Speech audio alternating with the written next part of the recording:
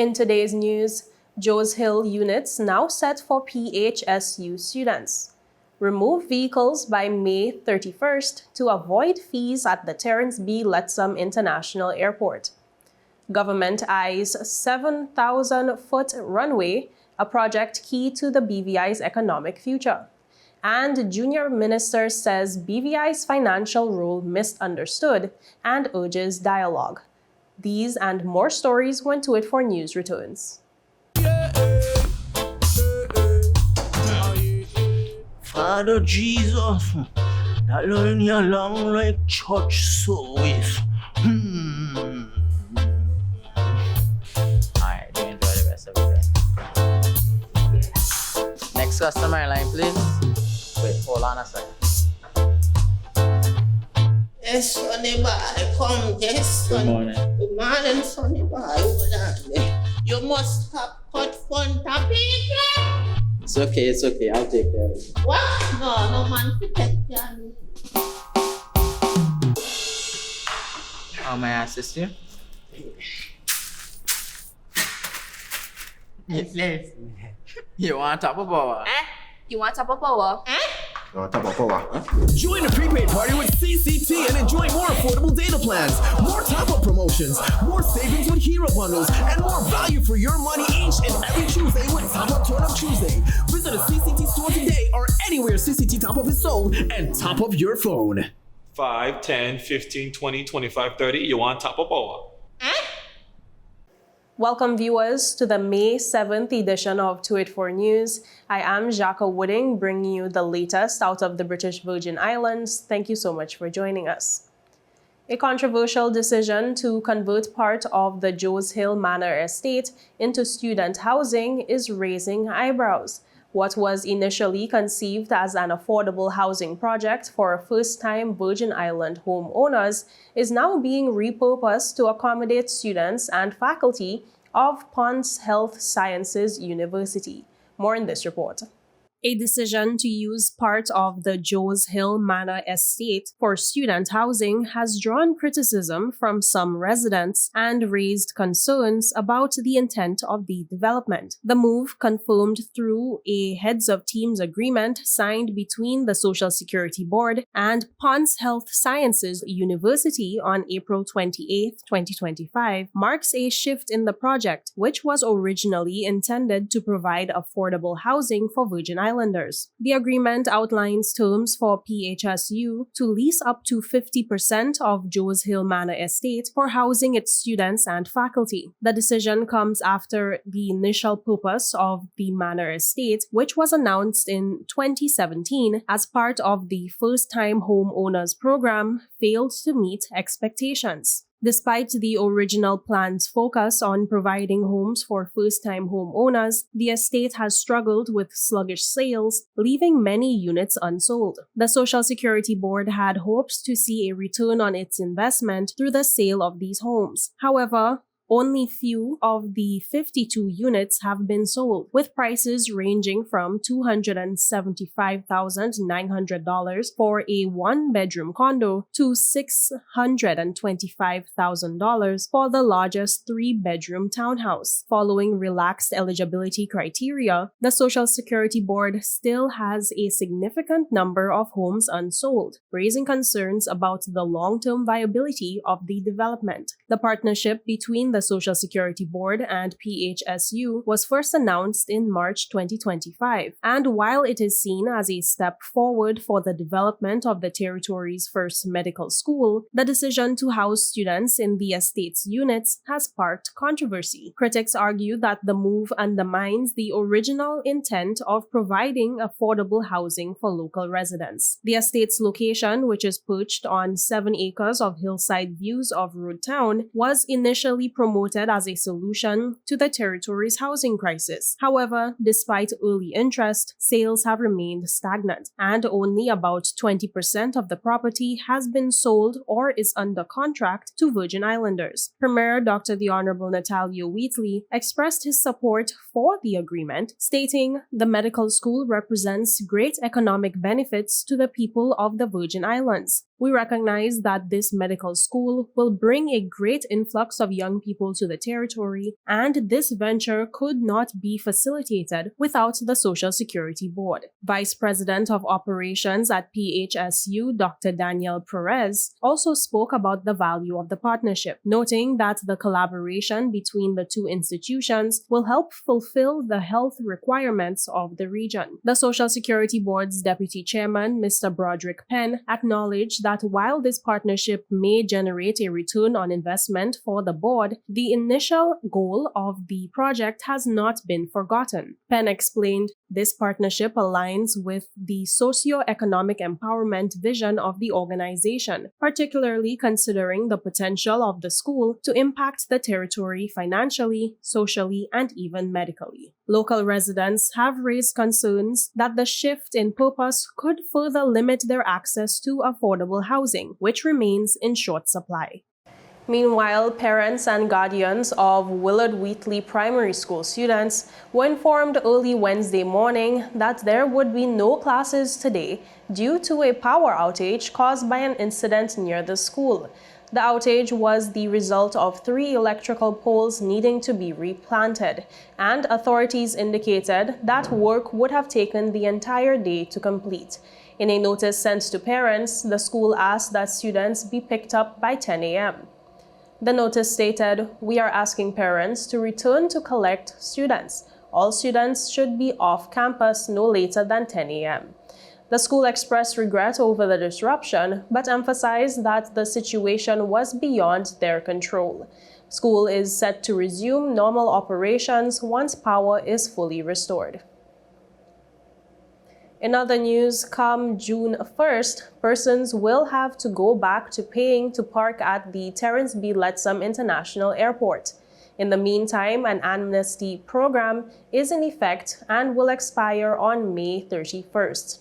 On that day, vehicle owners are urged to remove their vehicles from the airport parking lot without incurring any fees or penalties. On Sunday, June 1st, all vehicles attempting to exit the parking lot without a valid parking ticket will be subject to standard parking fees. HAIR's Managing Director at the BVI Airports Authority, Mr. Kurt Minal, who speaks about the measure. For the last few months, actually more than a few months, our system has been down because it was obsolete. So we were in the process of procuring a new system. Right now we're in the process of implementing the new system. We're going to be putting in new arms, new pay-on-foot machines. So everything is on the ground already. We're just going to install, then test. And it would take us up until the end of May to go live. During the period when it wasn't working, patrons were allowed to park for free, essentially. So everybody entered the parking lot for free, paying nothing. Obviously, it's a business we're running. So effective 1st of June, midnight on 1st of June, everybody will have to revert to paying again. So between now and the 31st, essentially you continue to park for free. But if you are in there on the morning of the 1st of June, you start to incur charges. So that's essentially what it is. And viewers, with that, we take a quick word from our sponsors. Stay with us. We'll be right back. At Higher BVI, we're not just about business. We're about empowering lives, and that is because we aspire to inspire. By choosing us, you're supporting a company that believes in equal opportunities, diversity, and community growth. Our mission goes beyond profit. It's about providing HR solutions, fostering talent, and leaving a positive impact. Join us in building a better future, a better BVI. Choose Higher BVI, where your support isn't just a transaction, it's a transformation. Together, we're changing lives in these beautiful Virgin Islands.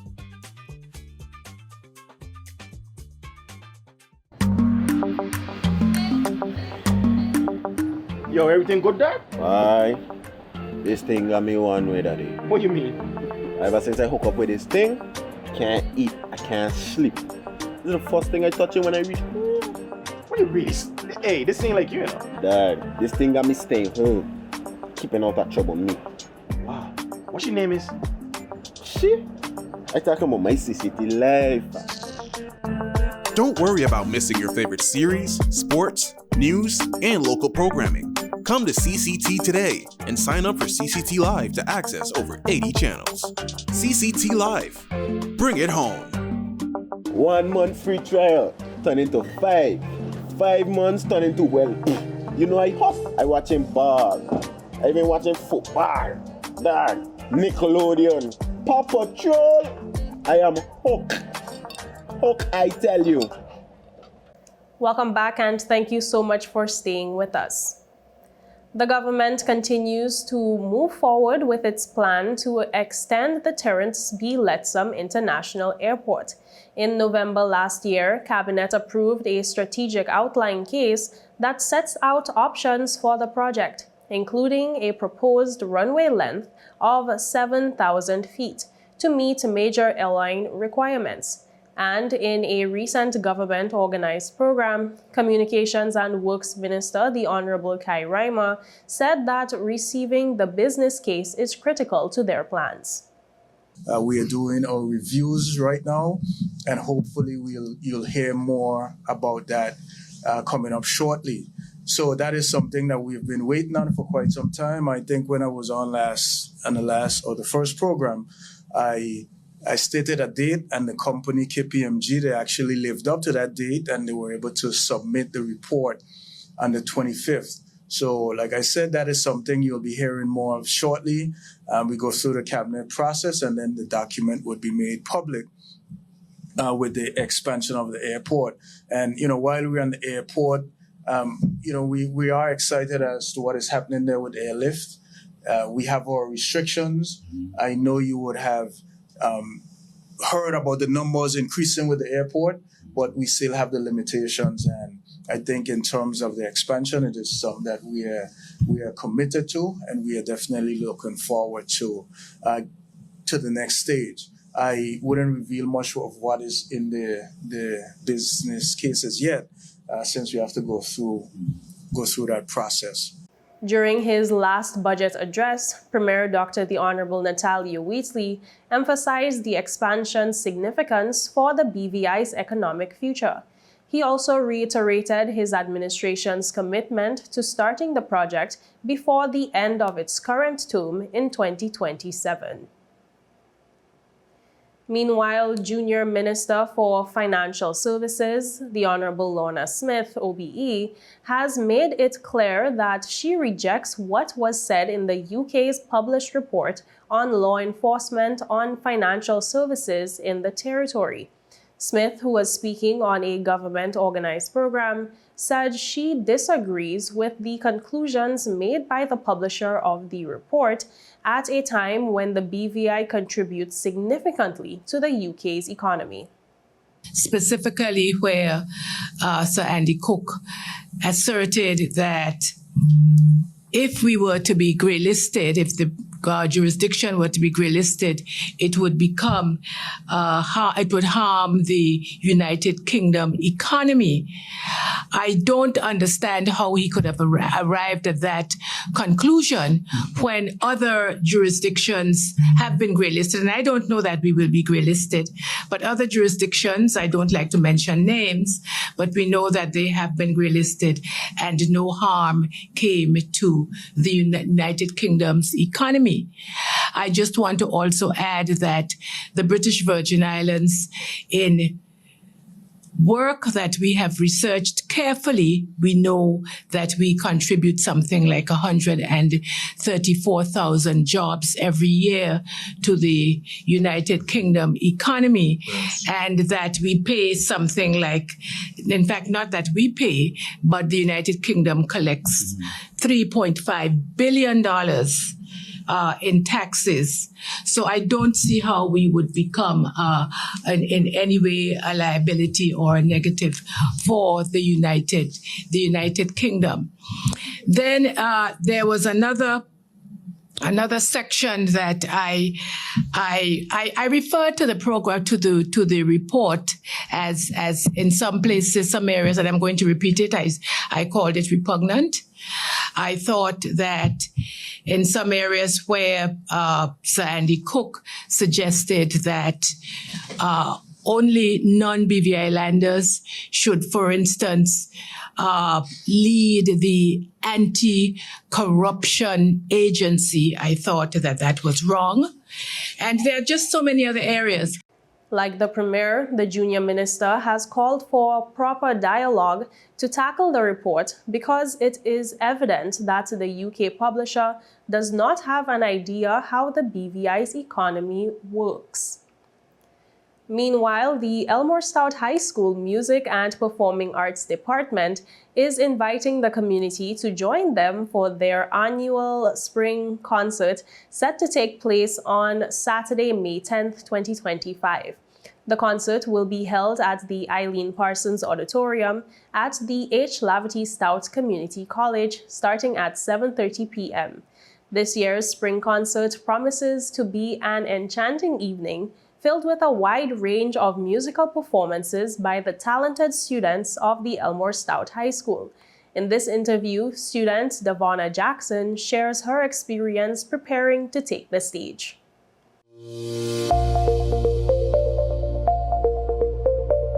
My name is Davonna Jackson. I'm in 11th grade and I play the tenor steel pan and I'm in a concert choir. No, it's not my first concert. Previous concerts, they have been really well. I enjoy what I do and I have fun doing it. Practice lately has been very hectic because we have a lot of music to learn. There's a lot of performances lined up, but it has been fun so far.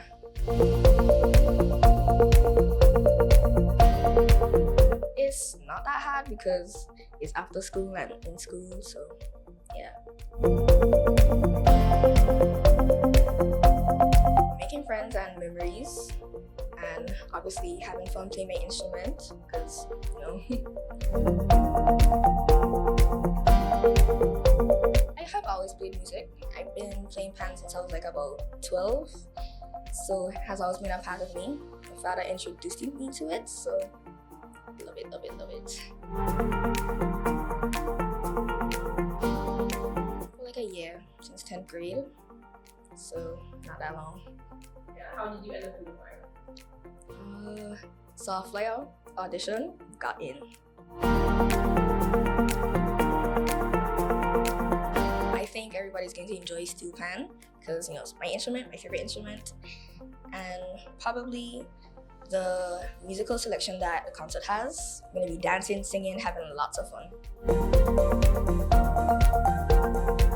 Yes, absolutely. We're doing things people have never seen before. Like, this is a different concert, you know? I'm inviting everybody to the concert at the Eileen Parsons Auditorium on May 10th, Saturday at 7:30 p.m. Be there! And viewers, with that, we take a quick break, but stay with us. We will be right back. Hello and welcome to today's episode of Pop the Balloon or Find the Connection. Let's meet our first contender, ladies. Okay, Joey, so do you have any toxic traits? I'm very restrictive. I don't give more time. What you get is what you get. I don't like to give unlimited time. That's it. Okay, can you tell us why you popped your balloon? That's a little too restricted for me. Thank you for coming. Okay, ladies, so let's meet our second contender. Sorry, excuse me. Why did you pop a balloon? I could give you minutes, data, unlimited call, overseas call, fiber. What else you need? My friend used to date you. You are scam. She used to be for everything and more. Nothing to offer. Okay, ladies, let's welcome our last contender. You look nice. Can you tell us your name? Thank you. My name is Christian Charles Thomas. They call me C Sweetie. What do you have to offer these ladies? Well, security, trust, unlimited time, and I'm pretty fast. Okay, so do you have any deal breakers? Nah, but here's my number. 444 4444. Y tú, vida ilimitada. Okay, guys, so no pop balloons. For a fast, reliable, and secure connection for your personal or business life, call us at 444-4444 or visit any of our CCT stores and we'll get you connected with the perfect match for you.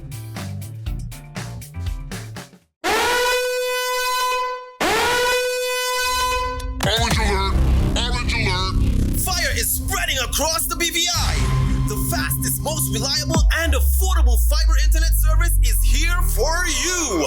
Look out for fire in these new locations: Slaney, Duff Bottom, Manual Reef, Seacows Bay, Albion, Hannah's, Palestina, Pleasant Valley, and Havers. Fiber is in your area. Call 444-4444 or visit a CCT store to find out more and bring it home. More locations coming soon.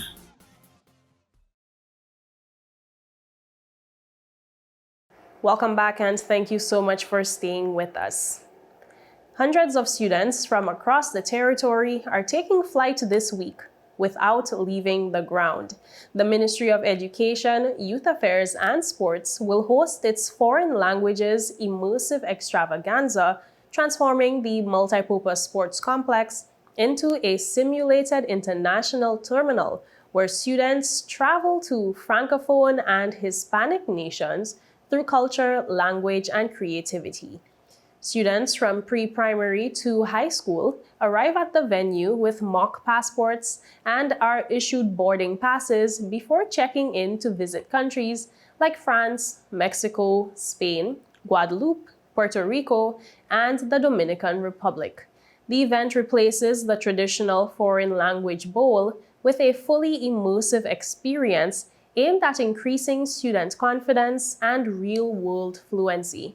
Education Officer Janice George Harris said the chance for this change was sparked by a need for deeper engagement.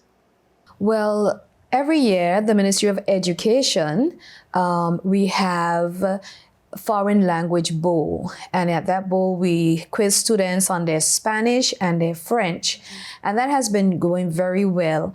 However, we wanted to have a little change because we've noticed that it's the same faces coming to the Foreign Languages Bowl, and as we sat with the teachers, we discussed, we evaluated, and we say, well, let us have something that's more immersive, that's going to get the students to speak more and feel more comfortable speaking.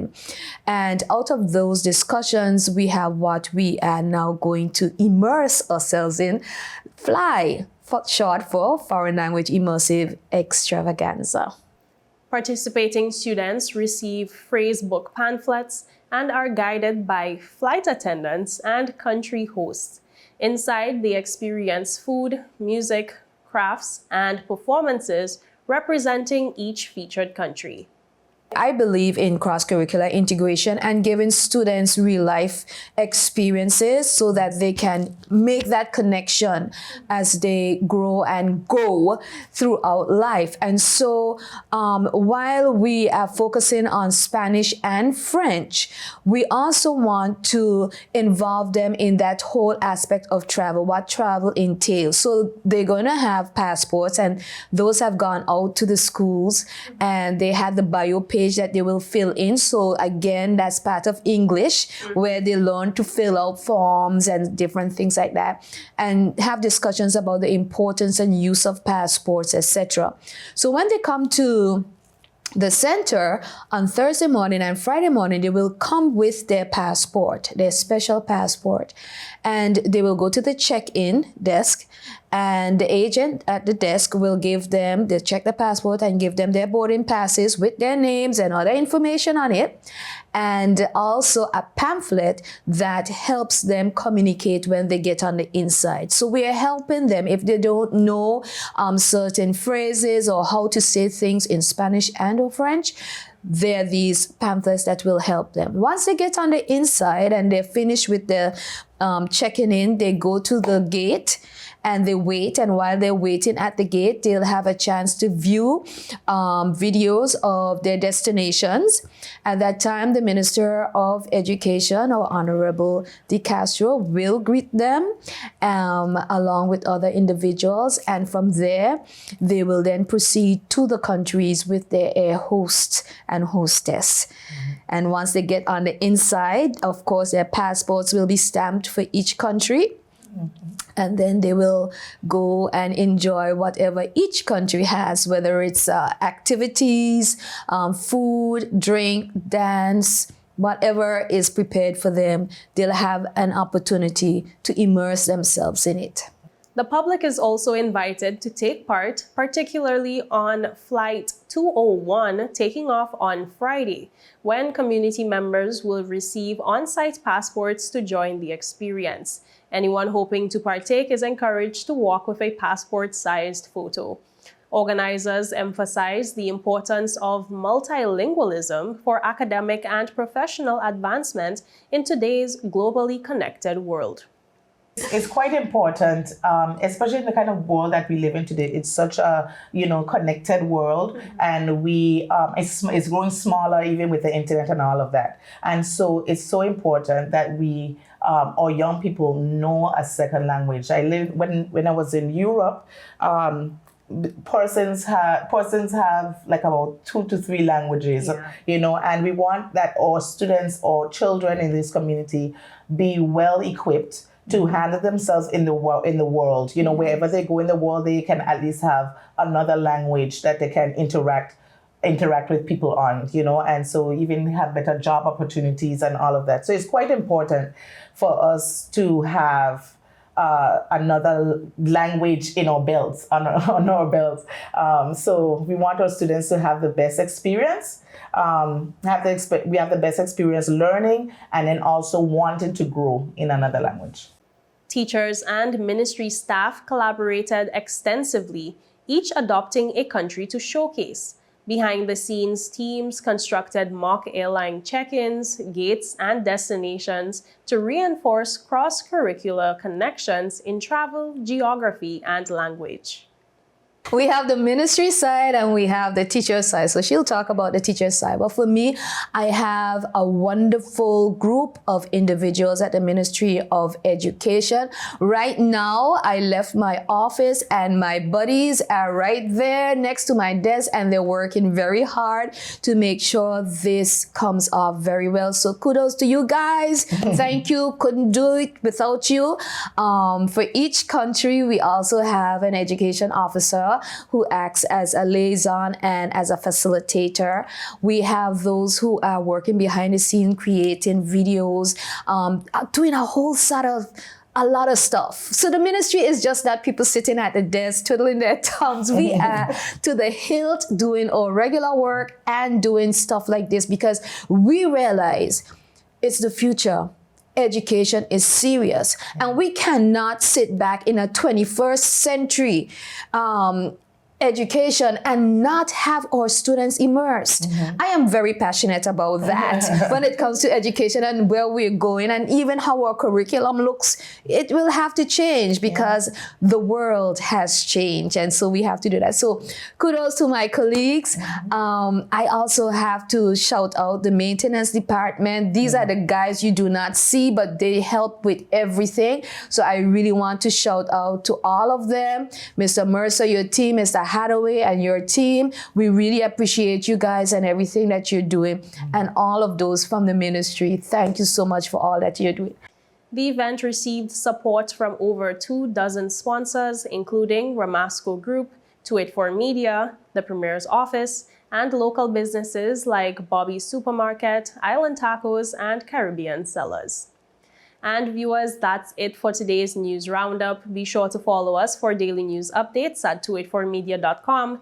Like us on Facebook at 284media and 284BVI on Instagram and X, formerly Twitter. And don't forget to join our WhatsApp channel, for which there is a QR code on your screen. I'm Jacques Wooding, and I will see you again tomorrow. So have yourself a safe and enjoyable evening. Goodbye.